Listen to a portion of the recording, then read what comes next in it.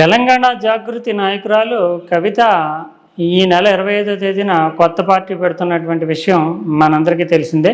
అయితే పార్టీ పేరు ఏమిటి అనేది ఇంతవరకు స్పష్టత లేదు. తెలంగాణ ప్రజా జాగృతి ఇలా రకరకాలైనటువంటి పేర్ల మీద చర్చ జరిగినప్పటికీ ఇప్పుడు ఆమె ఒక స్పష్టమైనటువంటి ఎజెండాతోటి జెండాను కూడా నిర్దేశించుకుంటూ టీఆర్ఎస్ఏ తన ప్రధాన లక్ష్యంగా, టీఆర్ఎస్కి ఒక ప్రత్యామ్నాయ శక్తిగా తాను రాజకీయాల్లోకి రాబోతున్నట్లుగా సూచనప్రాయంగా సంకేతాత్మకంగా వెల్లడించారు. దానికి నిదర్శనంగా ఆంధ్రజ్యోతి ఇతరత్ర కొన్ని మీడియాల్లో వచ్చినటువంటి వార్తలను బట్టి చూస్తే తెలంగాణ రాష్ట్ర సమితి టీఆర్ఎస్ అనేటటువంటి పేరు ఖాళీగా ఉంది, అది ఎవరన్నా పెట్టుకోవచ్చు అంటూ సూచనప్రాయంగా భారత రాష్ట్ర సమితి అంటూ బీఆర్ఎస్గా పేరు మార్చుకున్నారు. కాబట్టి వాళ్ళకి ఈ టైటిల్ మీద ఎటువంటి హక్కు లేదు, ఆ హక్కుని తాను పొందబోతున్నాను అంటూ ఆ ప్రయత్నం చేసుకున్నట్లుగానే మనం భావించాల్సి ఉంటుంది. అందువలన టీఆర్ఎస్ అంటేనే దాదాపు 14 ఏళ్ల పాటు ఉద్యమం చేయడము, తర్వాత అధికారంలో ఉన్నటువంటి కొద్ది కాలం పాటు టీఆర్ఎస్గానే ఉండడం, తర్వాత బీఆర్ఎస్గా పేరు మార్చుకోవడం.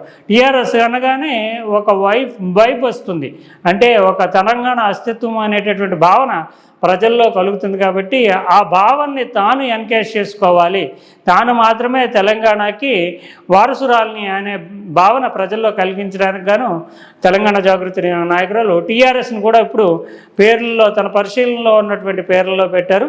అందులోని ఆమె టార్గెట్ కాంగ్రెస్ బీజేపీ అని బయటికి బహిరంగంగా ఎన్ని చెప్తున్నప్పటికీ ఇక్కడ ఉండేటటువంటి ఒక రీజనల్ ఫ్లేవర్ ఏదైతే ఉందో ఆ రీజనల్ ఫ్లేవర్ని తానే చేజిక్కించుకోవాలనే ఉద్దేశము. అందులోని సాధారణంగా నాయకులు ఎప్పుడు కూడా సైకలాజికల్గా ఇంపాక్ట్ చూపడానికి, పార్టీ ఇంకా బలపడకముందే సైకలాజికల్గా ఇంపాక్ట్ చూపడానికి చాలా ప్రయత్నాలు చేస్తారు. గతంలో ఉద్యమ పార్టీగా ఉన్నప్పుడు టీఆర్ఎస్ కూడా అనేక సందర్భాల్లో రాజీనామాలు చేస్తూ ప్రజల మూడ్ని గ్యాదర్ చేయడానికి ప్రయత్నించారు. అంటే వాళ్ళు రాజీనామా చేసేటటువంటి స్థానాలు 10, 12, 16 అలాగే ఉన్నప్పటికీ ఓవరాల్గా రాష్ట్రం యొక్క ఇంపాక్ట్ ఇది, రాష్ట్రంలో సైకాలజీ ఇలా ఉంది, రాష్ట్రంలో ప్రజల యొక్క భావన ఇలా ఉంది అని చెప్పడానికి. అలాగే పెద్ద నాయకులు ఎప్పుడన్నా తాము పెద్ద నాయకుడు మరో పెద్ద నాయకుడికి సవాల్ విసురుతున్నాము అని చెప్పడానికి గాను సంకేతాత్మకంగా ఆయా స్థానాల నుంచి పోటీ చేయడం ఆనవాయితీగా ఉంటుంది. ఇటీవల మనం సార్వత్రిక ఎన్నికలు అంటే అసెంబ్లీ ఎన్నికల్లో చూసాము.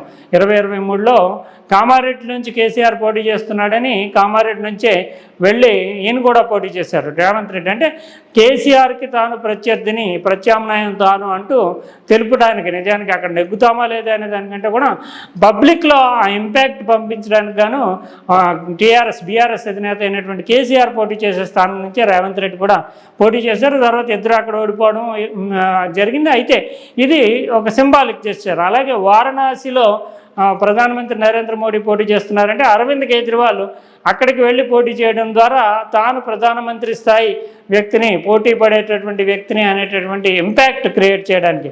అదేవిధంగా ఇప్పుడు కవిత చూస్తే కనుక కవిత 2 స్థానాల గురించి చెప్పింది. ఒకటి, తాను నిరంతరం రాజకీయ పోరాటం చేస్తున్నటువంటి హరీష్ రావు స్థానమైనటువంటి సిద్దిపేట.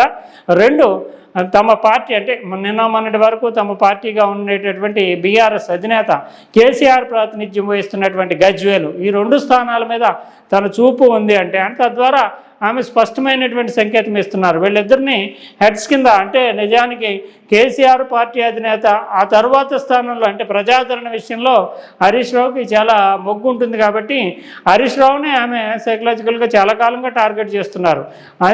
ఇప్పుడు చూస్తే కనుక ఆ 2 స్థానాల్లో సిద్దిపేట అండ్ గజ్వేల్లో తాను పోటీ పడతానని చెప్పారు. అయితే ఒక్క డిస్క్లైమర్ చిన్నది ఆమె ఇచ్చారు. ఏంటంటే ఆ స్థానాలని మహిళా రిజర్వేషన్లో భాగంగా సిద్దిపేట, గజ్వేల్లో ఏదైనా స్థానము మహిళలకు రిజర్వ్ అయితే అక్కడి నుంచి పోటీ చేస్తానన్నారు. నిజానికి ఎస్సీ ఎస్టీ స్థానాలు మినహాయించి మిగిలిన ఏ ప్రాంతంలో అన్నా సరే ఎవరైనా పోటీ చేయొచ్చు, మహిళ పురుషుడు అనేటటువంటిది ఏమి ఉండదు. కానీ ఆమె ఒక సేఫ్ జోను, లేదంటే ఆ రెండిట్లో ఒక చోట మాత్రము రిజర్వేషన్, మహిళలకి 1/3 రిజర్వేషన్ వస్తుంది. కాబట్టి ఆ 1/3లో భాగంగా ఎక్కడొస్తే అక్కడ పోటీ చేయడానికి అవకాశం ఉంటుంది అనేది తెస్తున్న సంకేతం. అంటే పూర్తి స్థాయిలో పోరాటానికి సిద్ధమవుతూనే కొన్ని షరతులు పెట్టుకున్నట్లుగా కనిపిస్తుంది. స్పష్టంగానే ఆమె చేసినటువంటి ప్రకటన చూస్తే కనుక బీఆర్ఎస్ అనేటటువంటిది నిద్రాణలో ఉంది, అందువల్ల అది తనకు పోటీ కాదు. తెలంగాణ విదేశాల్లో ఉన్నటువంటి తెలంగాణ బిడ్డలు కూడా చాలామంది పార్టీలో చేరతారు అంటూ చెప్పడము, తర్వాత తనకి సిద్దిపేట, గజ్వేల్ నియోజకవర్గాలు మహిళలకు రిజర్వ్ అయితే వాటిలో ఒక దాని నుంచి పోటీ చేస్తానని చెప్పారు. బీఆర్ఎస్ నిద్రావస్థలో ఉంది అంటే బీఆర్ఎస్ అనేది పార్టీయే లేదు అంటే బీఆర్ఎస్ అనే పార్టీ లేదు కాబట్టి తెలంగాణ కోసం తాను టీఆర్ఎస్నే పెడతాననేటటువంటి భావన కూడా అయ్యి ఉండవచ్చు. ఇది మిగతా విమర్శలన్నీ కూడా రాజకీయ విమర్శలు చేశారు. ఏదేమైనప్పటికీ కూడా పూర్తి స్థాయిలో ఆమె రాజకీయ రంగప్రవేశానికి సిద్ధమవుతున్నారు. టీఆర్ఎస్ అనేటటువంటి పేరును కూడా తన పరిశీలనలో పెట్టుకున్నారు.